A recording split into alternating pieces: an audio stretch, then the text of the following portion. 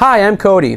White hills are great if you're modeling winter, but if you're modeling any other season, you're going to need some vegetation on your model railroad.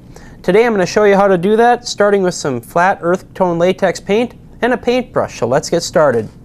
Now the one thing with this technique, we want to make sure we fill in all of the white spots, because otherwise those are really going to be apparent once the scenery's been added. And you want to work in manageable sections as well, because we want the paint wet for when we apply our next product, which is the ground foam. Now this paint's a little bit thick, so to help make it flow a little better, I'm going to dip my brush into a bit of water.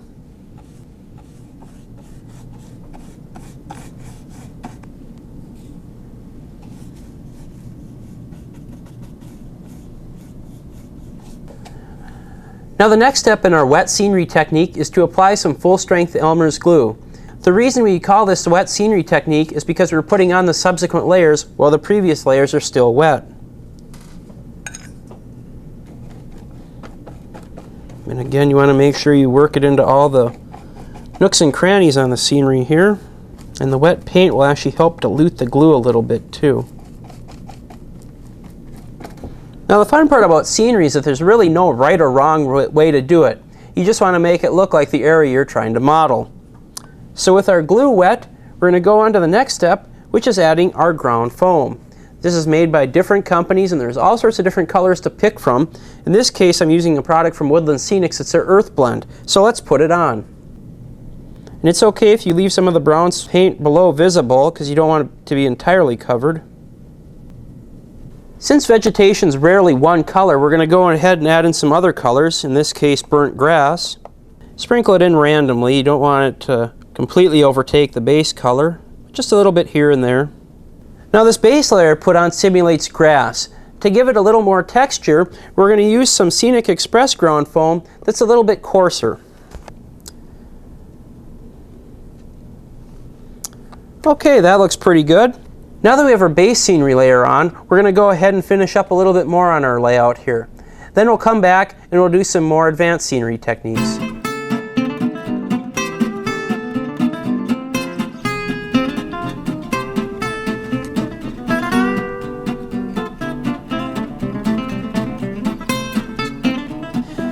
With our base scenery layer on, we're going to go ahead and secure it, and that's a two-step process.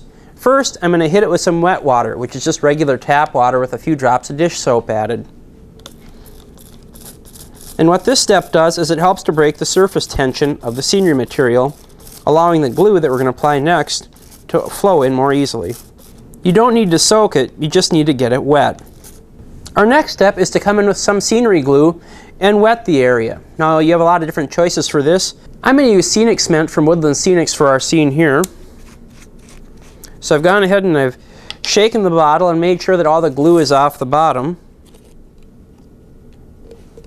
And then using a pipette, which you can get at any hobby shop, I'm just going to get some of the Scenic Cement into the pipette, and we're going to start applying it.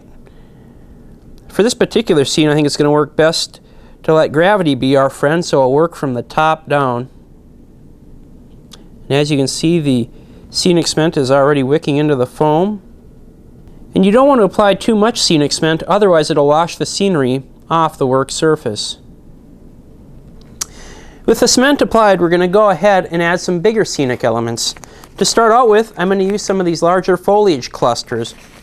And for those, we can go ahead and just dip them into some of the glue that we had earlier. Then we'll just plunk them in where they look good. Nice thing with these clusters is that you can tear off any size you want. So you can have fairly large pieces, you can have a little bit smaller pieces like we have here. It's up to you. The last item that we're going to apply in our base scenery layer are these little static grass tufts from Bush. You can get these through Scenic Express or Walthers. This static grass comes in a large sheet but can be torn into small little tufts. Once you have them torn apart, you just dip them into some full-strength white glue. You can apply them randomly throughout the hillside.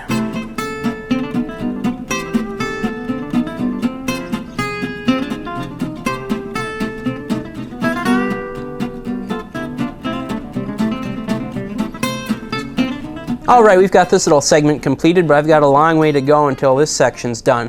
But let's go over and take a look at a finished model railroad of some really advanced scenery techniques. Believe it or not, the scenery on this model railroad used the same techniques that I just demonstrated for you. We just added in some trees and some other vegetation to help fill out this mountain railroad. If you're looking to turn your model railroad from the Plywood Pacific into something like this, try these scenery techniques.